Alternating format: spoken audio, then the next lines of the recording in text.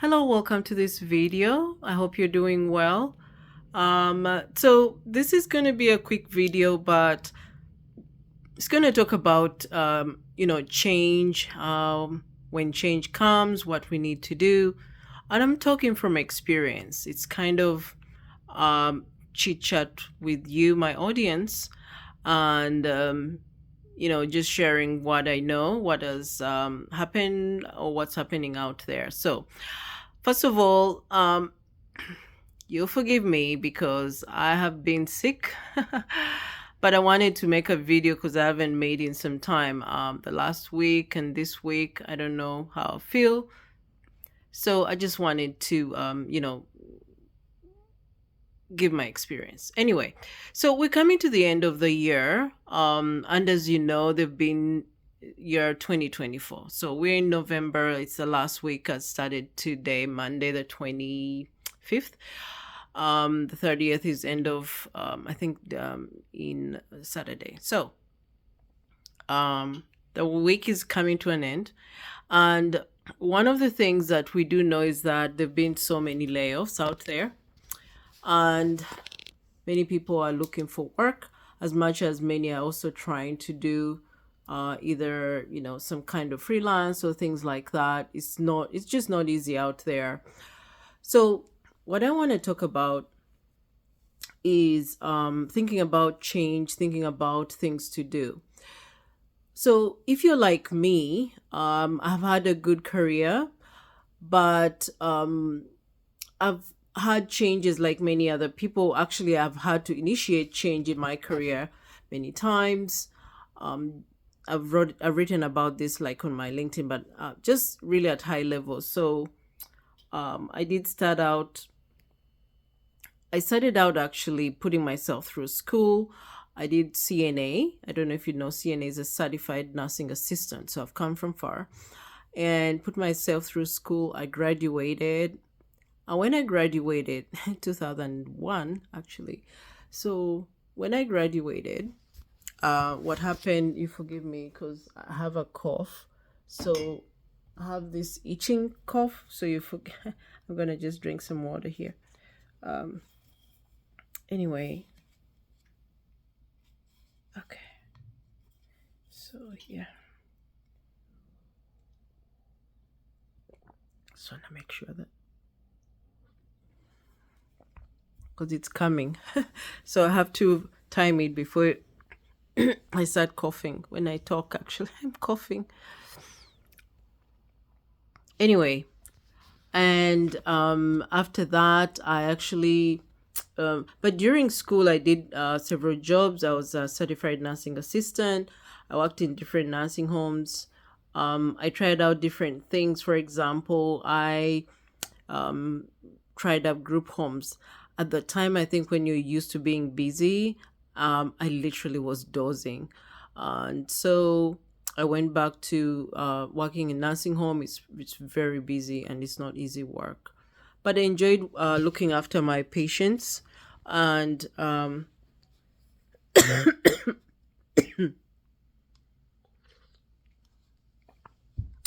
and after finishing graduation, I actually went to university at UMass Lowell in Massachusetts, and when I graduated, I was lucky enough. It so happened, for anyone that was is old enough to know, there was when the internet happened. That was the year also there was an internet bubble, as it's called. In other words, people overinvested. It's almost like the housing bubble that happened in 2008, 2009. Okay. And so I'm going to make this short because I'm going to end up coughing a lot. Anyway, and so I remember thinking, oh my goodness, I need to pause this. I remember thinking that, oh my goodness, after going through all of this, I'm never going to get a job because they laid off people. It's literally, by the way, if you've lived long enough, I think you realize that the economy is very cyclical. It's essentially the same things that happen, you know, after a certain number of years. Um, so many companies had gone under, many had closed. At the same time, they had laid off people. And I was literally just graduating, and I'm like, oh my goodness, um, I may not get a job. But what happened is that I had prepared myself. So I remember thinking that, wow, I literally started actually feeling sad for myself because I was thinking, I went through a lot to put myself through school because it was self-funded. Literally, I was planning out my school tuition, how many courses I need to take, how much money I need to make before the semester started because I had to prepay. Okay. I was taking night classes. That's the thing. The way I planned out my schoolwork, but because I took several courses, I had a lot of homework and things like that. So my strategy was I'm gonna take Monday through Thursday or Friday and concentrate on my work because I had to do well, working hard and paying for yourself.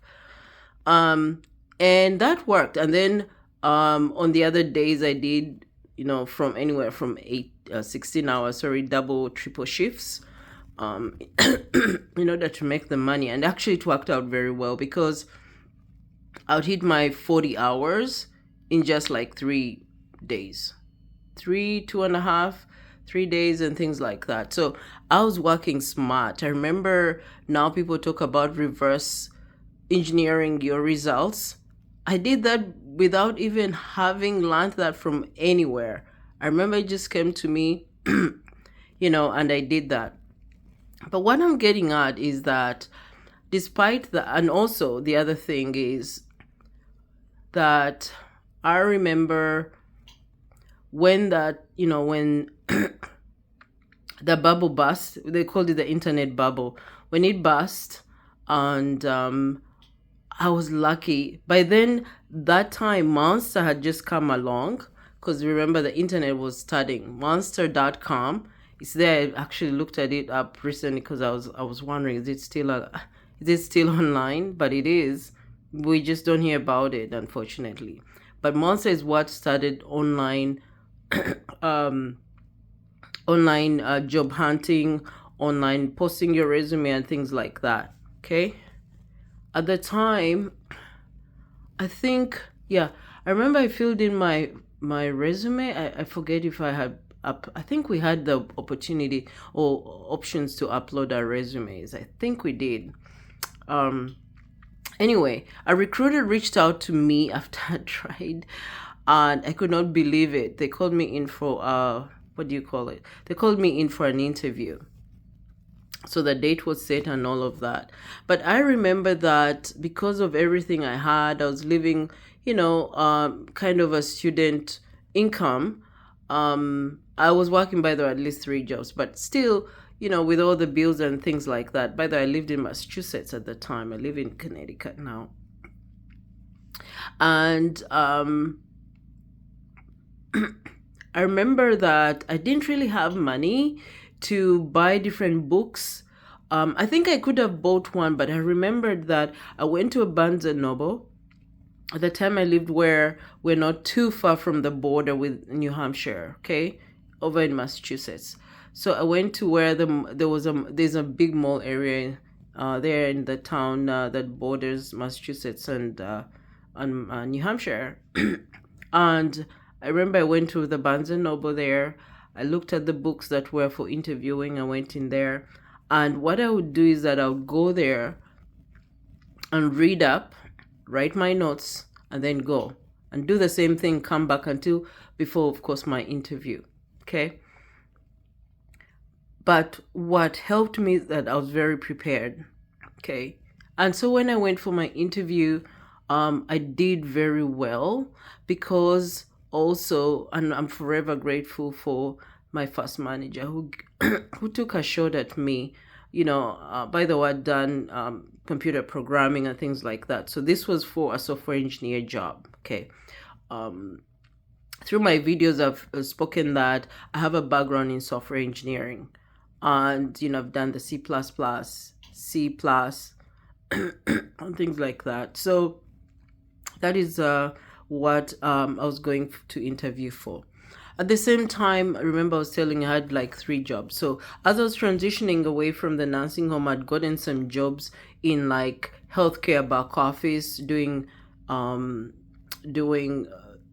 the billing and verifying things, addresses and things like that, helping with the billing office.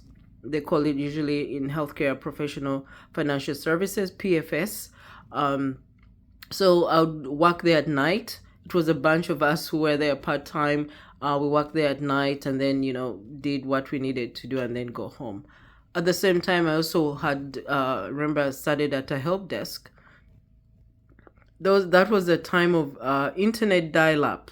So for those who don't know, when internet started, it had to be connected to your landline.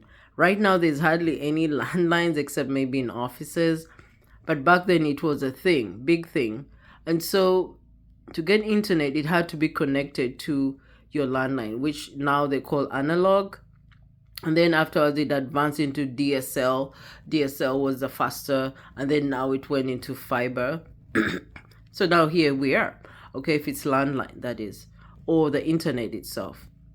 So there's been a progression in that area. Anyway, so I was supporting at the help desk. It was a big, I won't say it was a warehouse, but it's a big building where there's, in fact, hardly any windows, just little windows.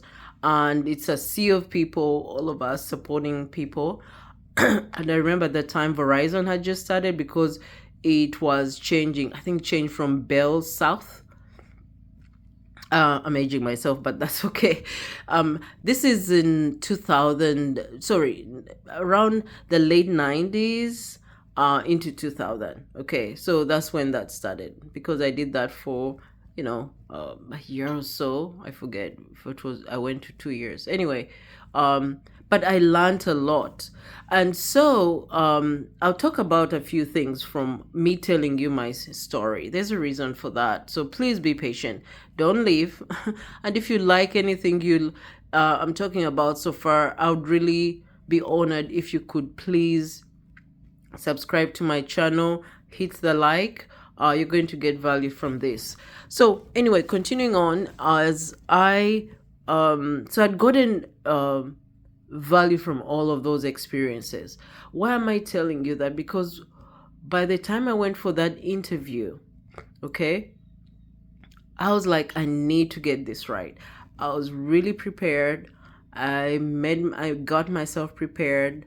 And I remember at the time that, even though right now the internet it was internet starting, but they want even the resources that we have now.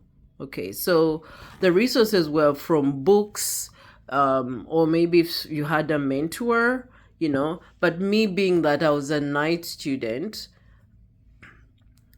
yes, sometimes I went in for student help or counseling, but it wasn't something that I went for at the university, So meaning that I think sometimes they do student counseling and things like that. I didn't get any of that. So I had to find my own way. So with that, anyway, I did well at the interview. And I remember, I think the one question, because afterwards my manager told me that that he decided to hire me, he asked me a question: what would you do if you encountered an irate customer?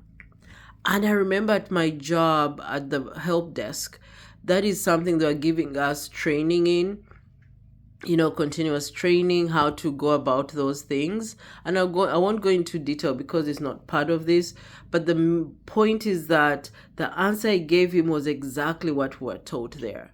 And that for me is what sealed the deal.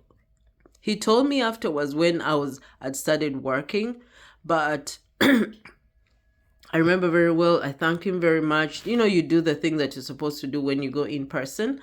And I went home. But as I went home, actually, what happened is that they called my phone. I had the landline again. They called my phone, left me a message, and the manager had told the recruiter, the hiring person, sorry, in HR, they had told him to call me and say they're going to give me an offer. So I found literally the message because I had to get on the train, and it was downtown, literally in Boston, downtown. So I had to get on the train and get back home. So it was about usually an hour and a half to get from Boston, downtown, literally, up to where I lived, which was kind of north Massachusetts area. Anyway, so why am I telling you this? I'm telling you that because there are a couple of things. Every experience or every job you've worked at, there's something that you've learned from there, and we have to be grateful for those experiences. Okay, that's one.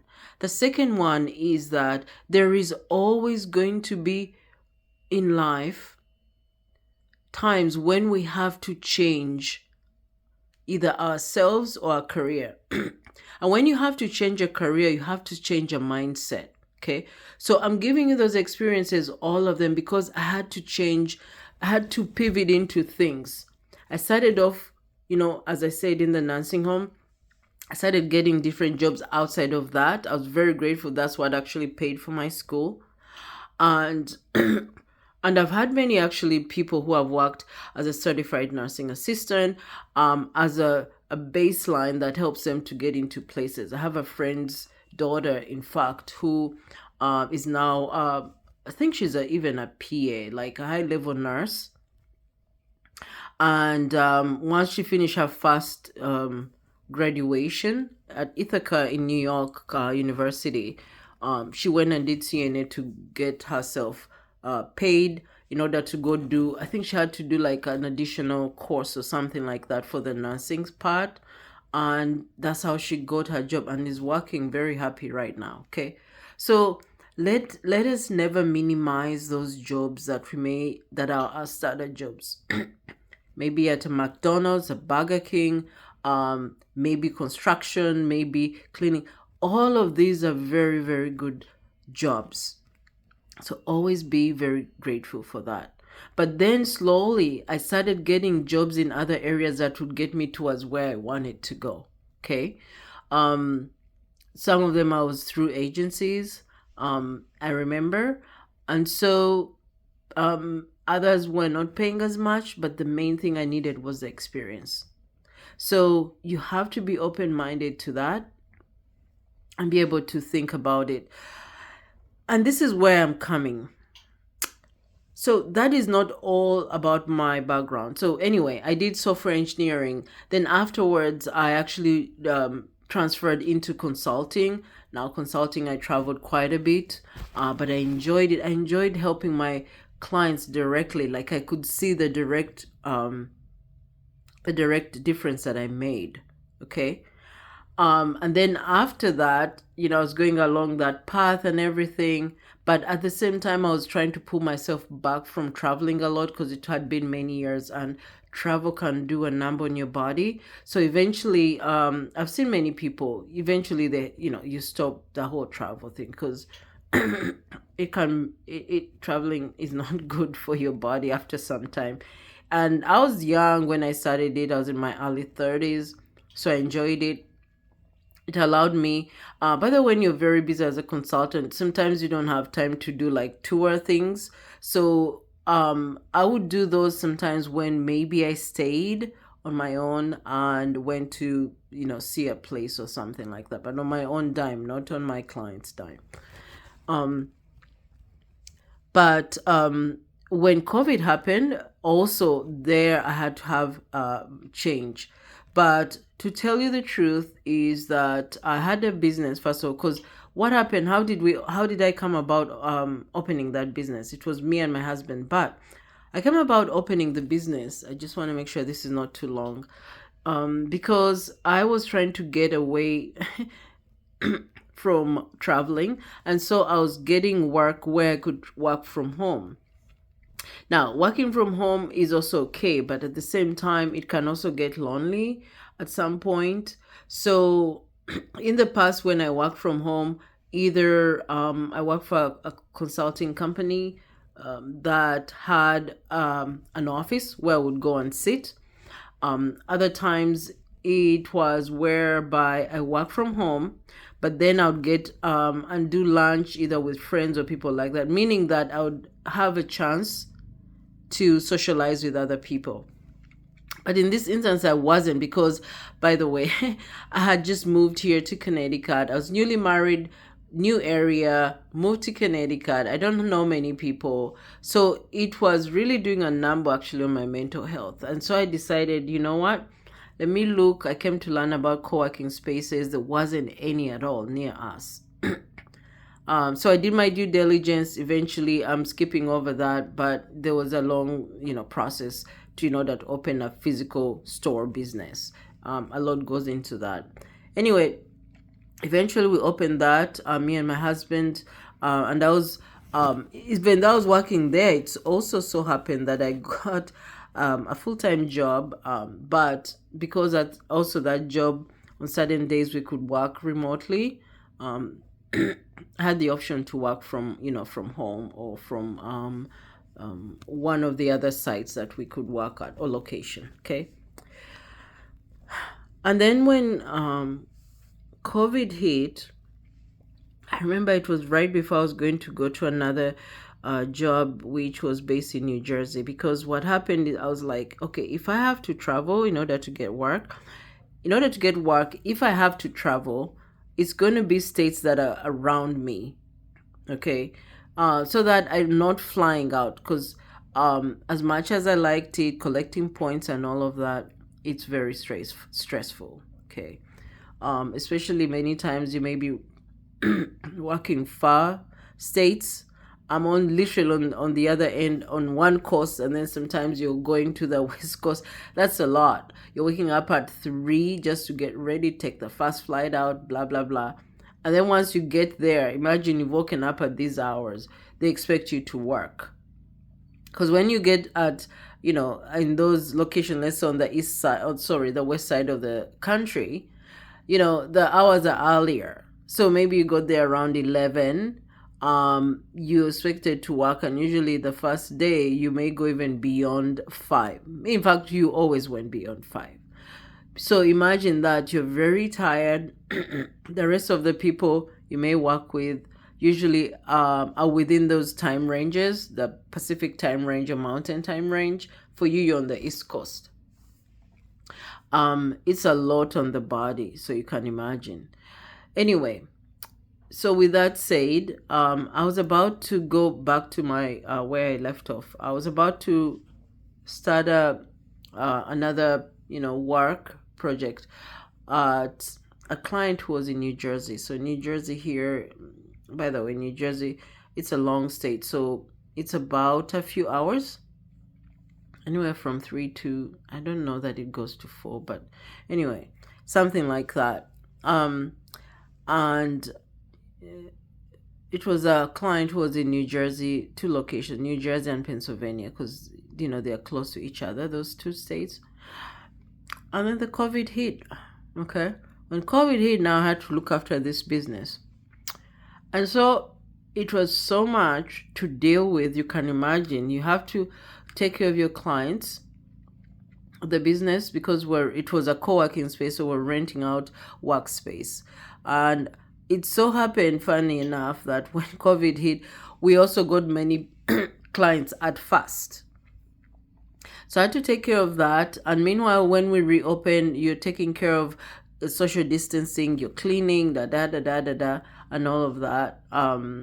It was a lot. So eventually, the point of it that I'm getting at, there was that.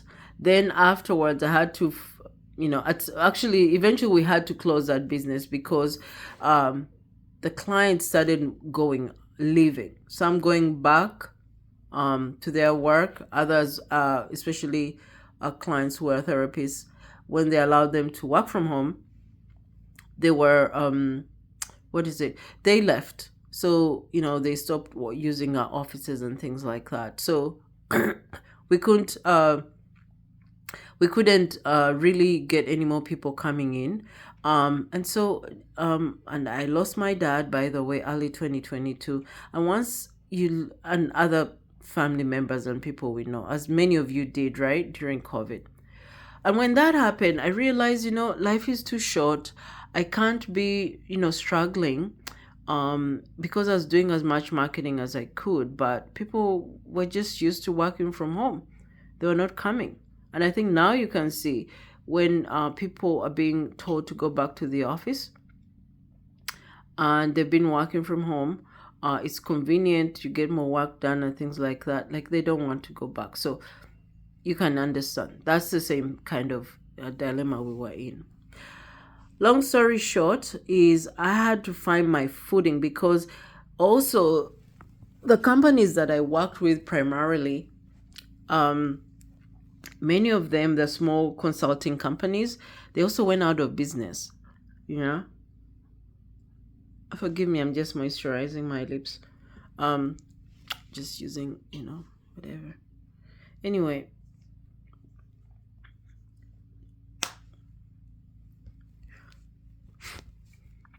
So with that, I also was in kind of a dilemma, because the work that I did before, everything had changed. I had to find my footing. I was lost for a little bit. I won't lie to you. But one thing maybe I give myself kudos for is that I was still out there trying to help people, providing information, doing some training, consulting, and things like that. Okay. But finding my footing, that was a bit difficult. And the thing with life is that you have to keep going. You have to keep the momentum, because that is how you find where you need either to work or where you need your footing, to put your footing, or to plant your flag and say, okay, this is what I'm going to do. And the thing is that with healthcare, there are jobs, but there are also reasons that for me, I didn't want to go back necessarily, like in some settings, because I'd been there. It's not easy for some people when you go there to get the work, rather the jobs. And so that is where I was a bit lost. But I knew that I had to keep going. And I knew that I was in a pivot time. So, but the thing is that when AI came, oh my God, I love this stuff. Like, it gave me a new direction. But the best thing is that I could integrate that with what I already know, what I already have as experience. Okay? So I'm saying that there's this new area I'm pivoting into, but I can use my prior skills. I can go with those. So what am I saying here? Remember, I said this video is about change, pivoting. There are many people right now that have been let go in their jobs, big tech companies, especially big in Silicon Valley, California. Of course, people are everywhere. And other areas, not just there. But that's where the big layoffs are right now, because they're still happening. And I want to encourage you that the thing about life, the thing about the economy, the thing about industry is that sometimes when this area is hurting, another area is thriving. So for example, big tech right now, because they're using AI, not all, it's not the only reason. There are other reasons, but many of them have given AI as a reason, because they don't need as many people as much as they did before and all of that. We know that. But one of the areas, which is that area that I've been working in, healthcare, it boomed with innovation. Healthcare is an area or space in industry where it takes long for innovation to happen. it's just like that. That is just how it is. Okay. So there was a time, I think the last big innovation that was happening was when there was a change from paper charts for patients moving over to electronic. I think many of you have heard of electronic health records. If you haven't, that's okay. Is where your records are now electronically in a computer, rather than before they used to go and bring a file. And maybe now even your doctor may still do a file. There are some of them who do that, especially the private doctors, who are in private practice. They may still get their file and then someone else puts it in the chat sometime after. Or maybe they don't, I don't know. But there's a mandate that they have to have some kind of EHR. So anyway, all of this to say that right now the big innovation that also hasn't happened before is AI. The integrating AI into the healthcare. Healthcare is so complex. There's so many areas to touch. It takes a lot of people. For you as a patient, when you go in for a doctor to be paid, I'm telling you, right from the beginning to the end, it takes a lot of people because there's so many steps, and all those steps have specialties and they have different roles, different tasks and things like that. Okay. With that, it means that there's been so much manual work. There's where they've automated things, but it's not really at the optimum that it should be. Okay. There are many errors, the many claims get long to be paid and things like that, because a doctor may whether it's a doctor or the hospital, because those are the two, they may submit a claim. A claim is it's like an invoice you send to the insurance company and tell them, okay, your insured person who is a member of your insurance, we provided them these services, we need you to pay us. Okay. So then the insurance side will look at the claim and say, this is not right, that's not right, and all of that. I won't go into the details, but there are different areas where they'll say they're not right. Most of it has to do with what they call coding, because they have to use certain codes. And those codes, by the way, are standard. They're used by the World Health Organization around the world. Okay. But some economies or countries' economies in the world may not necessarily use them as others do. Okay, so some people may know that, some may not. However, there's so many of those that's where they would say, there's a mistake here, or we don't agree, we don't pay this, and then they have to reject them. When they reject them, they send them back to the doctor's office. The doctor is like, this is not right. But when they reject it, they'll give you also, there's a code for the rejection. So you have to look and see, why did they refuse this? And then you go back and have to review it and then correct it and then resend it. You see what I mean? It's complicated a little bit. And it ends up that the doctors take long to be paid. Okay. So what is happening right now is the innovations that are happening. Those are the things that they're trying to automate, one, to make better so that there's less errors, and also whereby where there were inefficiencies and gaps, that those are filled with the processes that AI will help with. Okay, so that is the innovation happening. I'm belaboring to tell you because if you're someone who's been in big tech and you're looking for work, there's so many people, as you can imagine. These tech companies, by the way, they let people go and then sometimes they're hiring. I know, because I see like Google and so on, things like that. So you can look into different industries. Be open to pivoting, because especially if you're in tech, you're software engineer, you're product manager, you're even others that are non-tech that you don't need coding. Product manager, by the way, doesn't code. Software engineers, there are different levels and all of that, and also different specialties of skills they may need. But the point is, those kinds of roles, you have customer success manager, customer manager, things like that. And also sales, there's marketing and things like that.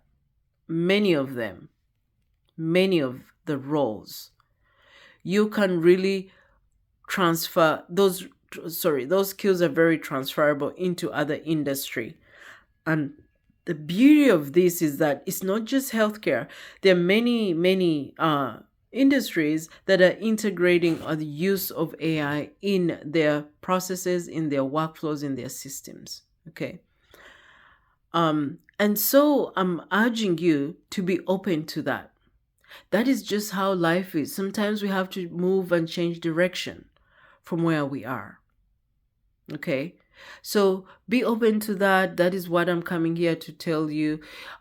Yes, starting a business, by the way, is not easy, even though, some may say, if you can't, great, no problem. But if you're someone who needs to start, especially you have family and you have children or people who depend on you and things like that, I urge you, to be open to that. So, with that said, I am going to actually start. I'll be holding a workshop. It will be over about 4 to 5 weeks.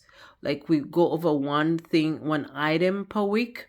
And then I give you, when I say homework, it's just you have to do the work or the steps of preparing yourself to be hired.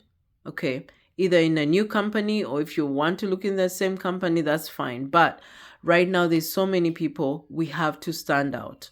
You have to stand out. You have to do things differently. It's no longer just like applying online. Yeah, if it works, great. But it's you have to network. It's not easy if you're just applying. If someone knows someone there who's working, the better that they will do. So with that said, I will be sharing a link below to be on the wait list. We'll be in a community setting whereby we can learn from others. We can share, of course, experiences. But I'll go every week whereby I give when I say a prompt, it's not just one thing. I'll say what we need to do for you to prepare yourself, there are many phases to that. The past week, I was sharing per day, the things that one needs to do to prepare for, I was calling it prepping to be hired. Okay. Now, some of it is going to be that's what we're going to talk about, but there's going to be more. We're going to dive deeper. And then it will be, we have the session. Okay. I give you the whole week so that you do the work on that. Now, where you need help, you can reach out to me, okay? But when I say reach out to me, if we want one-on-one session, it will be paid, and we can go over that with you like a private session. But overall, I'll be giving you the information, I'll be giving you the resources, and you do the steps, the things you have to do, and then we do the next week and so forth and so on. Now, I don't intend, afterwards, if people are interested, I intend that we may have like a monthly subscription after that so that we continue with this. But that is going to be the plan. So if you're interested, you find the link in at the bottom for you to sign up. Okay. But I want you to not lose heart, please. Just know that in life, all we have to do is change. Change is not easy sometimes it's easy. Okay. And sometimes it comes in different ways. They may have let you go, but it's a blessing. Maybe you find something else, and be where maybe you find purpose, or maybe if it's not that it's a new area for you and gives you, a new lease on life. When I say new excitement, okay? Because sometimes we work in areas for a long time and maybe we're not as inspired as before, as we used to be, okay? So that's the thing. All right. I hope this was helpful. I want to encourage you that do not lose hope. The main thing is to be prepared. So in summary, the things I want to talk about are: every job that you've worked has given you something as a skill to learn. So look at those skills and see which could be transferable elsewhere. Okay, that's one. Two is that be open to change, because it's the only constant we have, right? I remember I read somewhere where they say it's either change or taxes. Change and taxes and death. Those are the only things that we know for sure. There will always be change. No one ever had something like they did right from when they were very young to when they, unless they passed away young. But if you're older, you're growing older, you were in your 20s, 30s, and then 40s, and then 50s, midlife and all that. That is where we are right now. Okay. So be open to change, because it's the only constant. That's two. The third is, from all the things I told you, that life throws curveballs. That happens. But please do not lose hope. Don't lose hope, because that happens no matter who, even the very, very rich people, everyone on this earth is thrown a curveball. The question is, how do we deal with that? I've shared with you, I've been vulnerable. I've said that there's a time after COVID, I did these things, blah, blah, blah. And then even I felt a bit lost. Okay, that where do? I could do this. I could do so many things. And I think even that is even worse, because you can feel confused, and you're like, where do I put my footing? Okay. And then the fourth is that we have to prepare. We have to be prepared. That is the only way, especially to stand out. Prepared, you do the things you need to do to stand out. In other words, show your authentic self. And then from there, this is getting long. I don't want it to get long. That's the video. And I'm going to post it as it is. I'm not going to edit it. So I want to encourage you, please do that. I hope this was helpful. And I would really ask you, please, if you can subscribe to my channel and also like this video, and feel free to watch the rest of the videos that you see on the screen here. Thank you so much, and have a great rest of your day. Bye-bye.